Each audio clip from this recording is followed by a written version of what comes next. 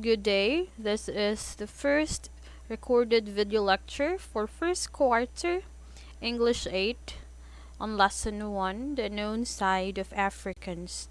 Now this lecture will not be talking about African literature, but we will be talking about the relevant grammar and some other relevant things that would help us understand better African literature.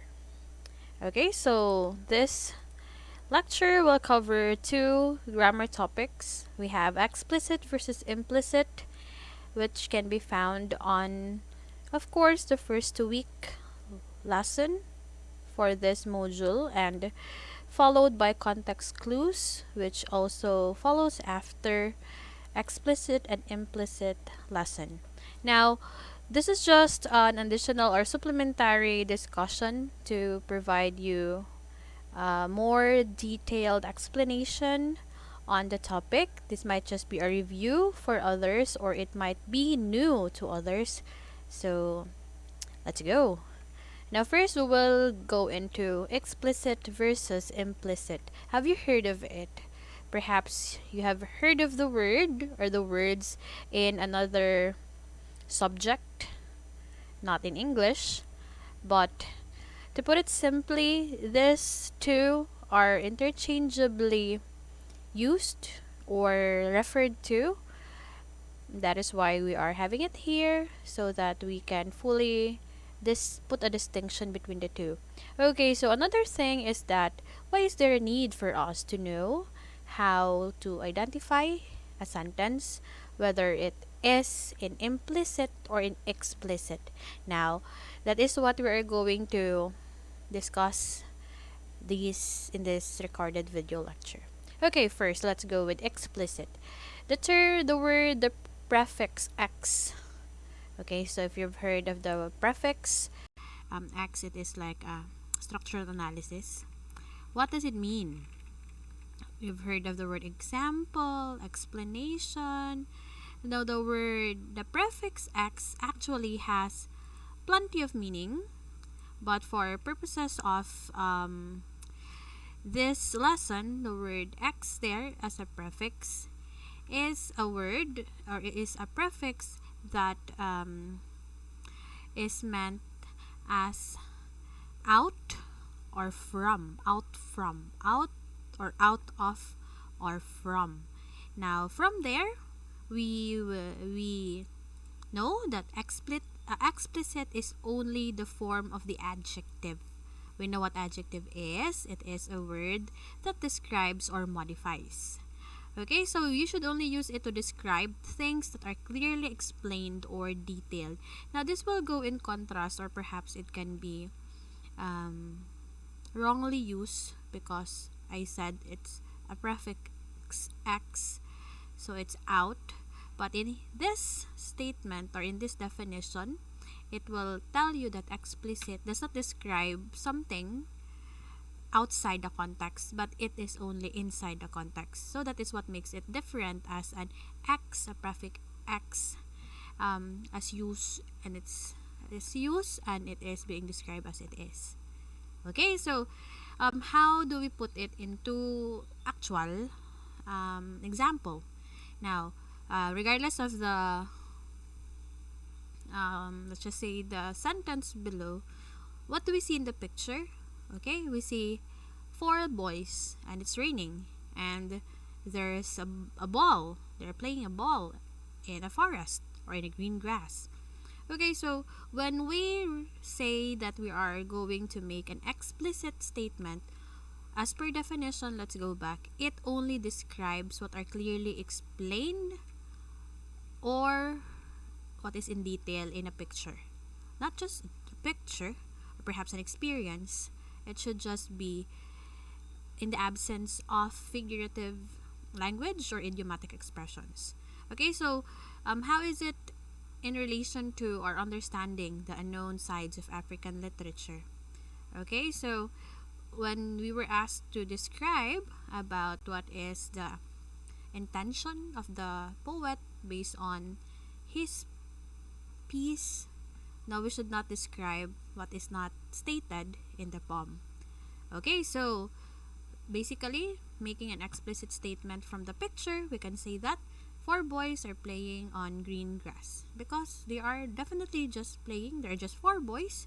There's a ball, they were playing with it, and they're on a green grass. Perhaps you can add four boys playing ball on green grass in a rainy day. Okay, so that is how to put it simply in explicit statement. Okay, let's have another example. How about this? Okay, let's describe using an explicit statement. Two girls are talking. Or perhaps you can say two girls are laughing. Okay, so just as easy as that. You just have to, when we say explicit, we just have to describe things that are clearly seen in your naked eye, and there's no need to add any affection to it. Okay, so that is explicit. Now let's go to its opposite, which is implicit. Now, basically, some people use the word im. Oh, the prefix im here also may just have another contrasting definition, just like how x in explicit is used. Now, when we say im, the word im means not or no or into or towards or within. See, that meaning alone will tell you that it might just be a statement where we describe something that is in it, but no, it's not. Implicit is defined as, or it is referred to the property of a thing to be understood without direct statement. Okay, now this is when we go beyond words or beyond what we can see in the naked eye. Unlike explicit, implicit is actually not the literal sense. It is something that is more figurative. This is where perhaps we can use idiomatic expressions or the simile, metaphor, personification, and so on. Okay, so using the same set of images, okay, we can see here, this is taken from your module, this picture alone. In explicit, we said that four boys playing ball in green grass, but here we say happiness is not necessarily found in things but people. Okay, so implicitly, we don't actually describe the picture and what we can see, or the objects that we see, or the images, the items that we see in the picture, but we go beyond that. Okay, we don't go with what is supposed to be directly stated. Okay, so the two girls are laughing. Well, we can say, when we say implicit, the joy of life is better when shared with a friend. Okay, so perhaps it is still true. The sentence is still true in the image, but then everyone can have a different interpretation or understanding on the picture. Of course, depending on his background or on another, or in plenty of ways that is not true to all. But then when we say explicit, it is true to all. We perhaps could have like a 99% likeness when we make explicit statement based from a picture, but then we may have like just less than 90% of likeness in writing sentences which are in implicit. Okay, so I believe that that is just everything about implicit and explicit statements. Okay, so if there are any questions, you can send a message to teacher, or you can include that in our synchronous class where we will talk a little about explicit and implicit if it is still necessary. Now let us go to another grammar lesson, which is context clues. Most likely you have heard of context clues ever since you are in elementary. We keep on hearing about this, but I don't know at what level do we actually put into practice our knowledge on context clues.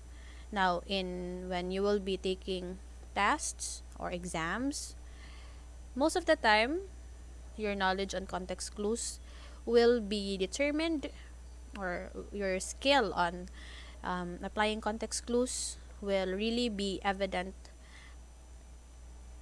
if you can get good scores in test items where you are asked to ask what is the meaning or the synonym or the antonym and so on and so forth of a difficult word. Okay, so the purpose why we should learn more about context clues in understanding the unknown sides of African literature is that literature as it is magical, We use words to put savor. We use words to savor or season stories to tell it in a more creative way. So context clues are also the same.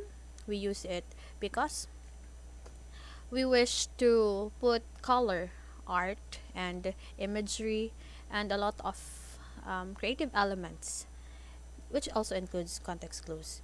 Okay, now context clues as defined are hints that the author gives to help a reader to define a word that he doesn't know. Okay, now we don't know all the words in the dictionary, and sometimes authors use the correct diction, the correct choice of words to mean what he wants to mean, to add more color to it, and to also have some weight on the literary piece that he wrote.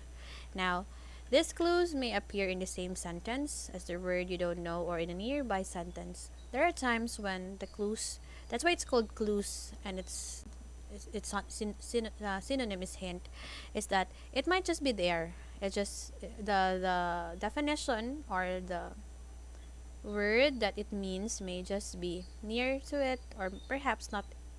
Um, it's not denotatively there, but it could just be connotatively there. Okay, now there are four types of context clues. This is also available in your notes. We have synonym, second is antonym, third is explanation and example. If you over familiarize yourselves with the four, then it will not be hard for you to get the definition of a word or to get the meaning of the word.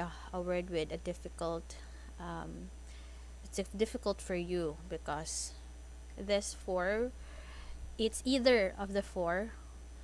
um, a writer or an author will use either of the four to for you to locate what's the meaning of a difficult word that they put in a statement. Okay, so the first one we have synonym. You know what is a synonym? It is a word or a group of words that has the same meaning. What the problem here is, if you don't know what's the synonym, what's a synonym, definitely you will not get the correct answer. Okay, most likely in your test, of course, in your module, you were given choices, but most likely, possibly, in your test, you will not be given items to choose for an answer, so that you will also learn independence and you will not just do ini, mini, miny, mo. Okay, so I will not be ranting over what I don't like from students when they are answering exams. I could have done that in the orientation. Okay, so for example, my little brother is gaunt, just so thin and bony. Okay, so from here we will know that the word that is somewhat hard to understand is the word gaunt. Okay, so the word gaunt here is somewhat hard, and since this type of context clues is synonym, we will know that gaunt means just so thin and bony. Okay, so that's how we get the definition of a word through context clues using the type of context clue synonym. Okay, so we just have to locate exactly. So as per definition, the definition of the word or the meaning of the word could just be nearby. So for this example, the definition of the word is just right after the word itself. Okay, so let's go. Next, we have antonym. If synonym is on the same likeness or in likeness, antonym is the opposite or it's the contrast. Okay, so antonym is a word or a group of words that has the opposite meaning of the unknown word, and of course, it can be found in the sentence. Okay, so in this example, though some students are aloof, others pay attention to everything. Okay, so you might also wonder if am I is this really the definition, because when I check on the dictionary, it's not. Okay, so let us be reminded that words have different meanings depending on how they were used in sentences. Okay, so it could be technically wise. Some words possess different meanings depending on how it's being used. That is why we have the denotative and the connotative meanings, because it will always um, matter on how it was used in a sentence. Okay, now so in this case we have, let's read it again. It says, though some students are aloof, others pay attention to everything. Okay, so the word is aloof, and of course its antonym is others pay attention to everything, which will tell you that the definition of aloof, we have the presence of the word though.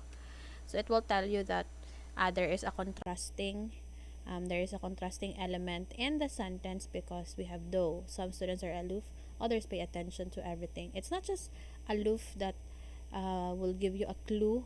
I mean, it's hard, or perhaps what's aloof, shy or something like that.